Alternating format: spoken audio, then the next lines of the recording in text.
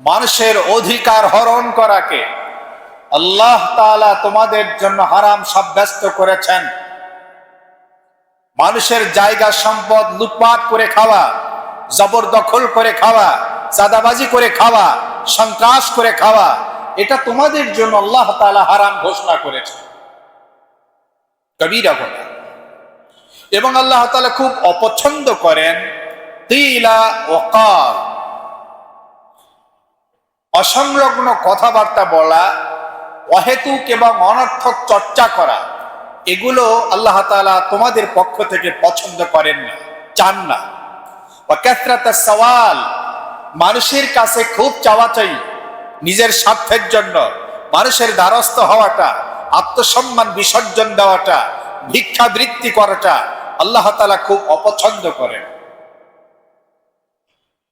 এরপরে নিজের উপার্জিত সম্পদকে অন্যায় পথে, অহেতুক পথে, শয়তানের রাস্তায়, গুনাহের রাস্তায় ব্যয় করাটা আল্লাহ তাআলা পছন্দ করেন না। আল্লাহ তৌফিক দান করুন। সহিহ বুখারীতে রাসূলুল্লাহ সাল্লাল্লাহু আলাইহি ওয়াসাল্লাম আরো বলেছেন, আল ইশরাকু বিল্লাহ সুম্মা উকুকুল ওয়ালিদাইন,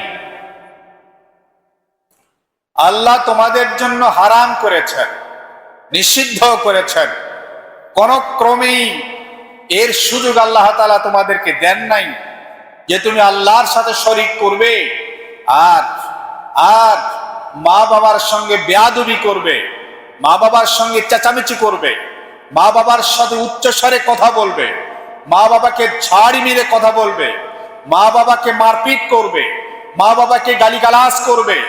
এইটার অধিকার কোন সন্তানকে আল্লাহ তাআলা দেন নাই। এটা হারাম, কবিরা গুনাহ।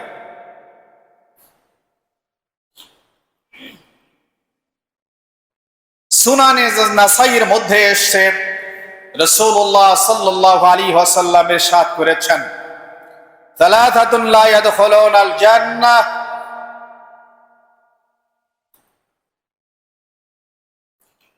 সালাসাতুন লা ইয়াদখুলুনাল জান্নাহ, তিন ব্যক্তি জান্নাতে প্রবেশ করবে না। কয় ব্যক্তি? তিন ব্যক্তি।